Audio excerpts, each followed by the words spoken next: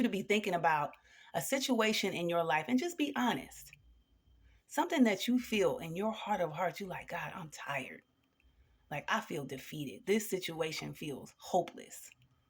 Like, it's just not going to turn around. I don't know what it is for you. I don't know what the dry bones are in your life. Maybe it's your finances. Maybe it's your health. Maybe it's your spirituality. Maybe it's your child, your job, your business, your home, your community. You, whatever it is that you feel like, honestly, you about to give up on it.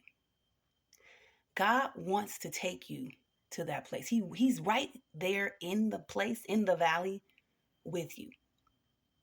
And even though those bones are dry, they are not buried.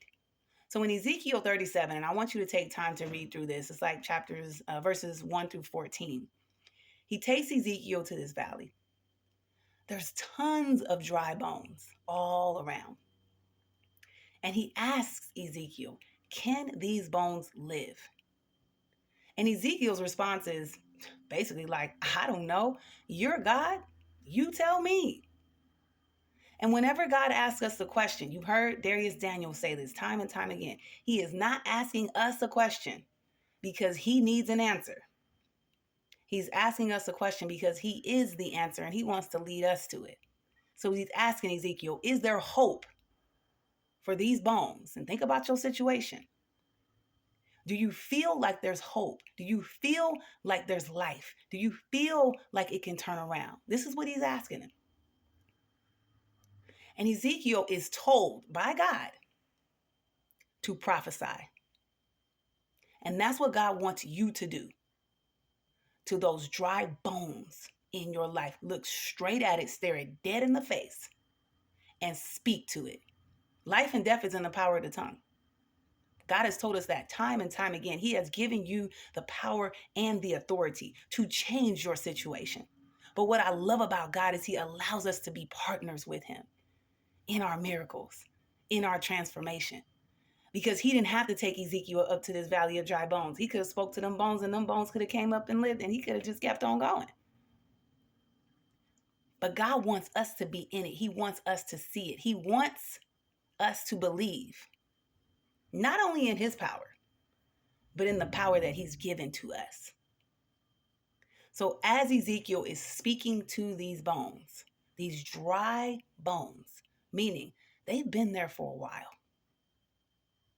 Whatever it is that you're up against, that you're facing, this may be long suffering. I know what long suffering means. I used to think that I knew what that meant until I got into a valley that I'm still in right now. And it's taken on a whole new meaning. Maybe you've been in this season of your life for a while. And listen, I'm with you. I know the struggle. I know the pain. I know the agony. I know the doubt. I know the confusion. I know everything that comes with that. But I'm here to tell you today, those bones may be dry, but they're not buried.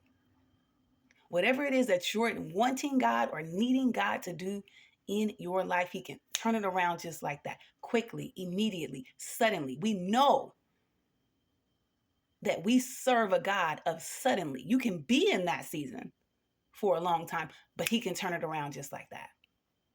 So what is God instructing you to do? He's instructing you to listen to him and to be led by him. He's instructing you to speak to your situation and not just speak with your mouth, but with your heart. He wants to know what you believe about him and what you believe about those dry bones. It's time for us to change our entire belief system around our valley. There's a reason why we're in it.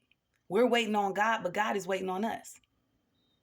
And in every situation, even with this situation with Ezekiel, in every situation, he's trying to change us. He's trying to move us from one place to another, from one aspect of belief to another, from one aspect of faith to another. And you're going to experience the God that you believe. That's what you're going to experience. And it might take everything that you have in you, every drop, every ounce, But you commit yourself to this. And at the end of the day, like we always say, look, God, it's your will. It's your will. I know what I want. I know what I'm asking for. I know what I think I need. But you know better. And I trust you. But if there's something that I can do, if there's something that I need to change, help me to do it, God. Help me to see it. Maybe this situation in this valley and these dry bones, it's not even about me. Help me to remove myself and think beyond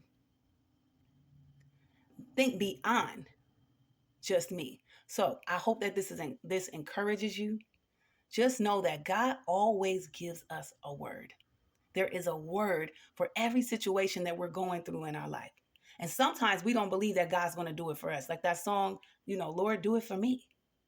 Lord, do it for me. You might see other people's bones coming together, tendons coming together, skin on it. They up and walking and going, and you still in this dry, barren place. But it's still something for you to get excited about. It's still something for you to glorify God about because you know that He can do it. You've seen Him do it.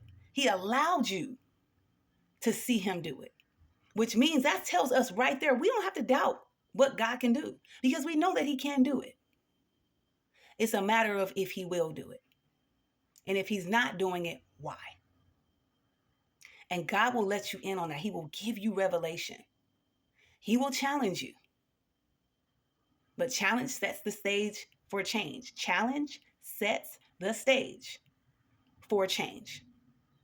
And that's what God wants at the end of all of this. He's after our heart. But there is absolutely nothing that is impossible for God. God bless you.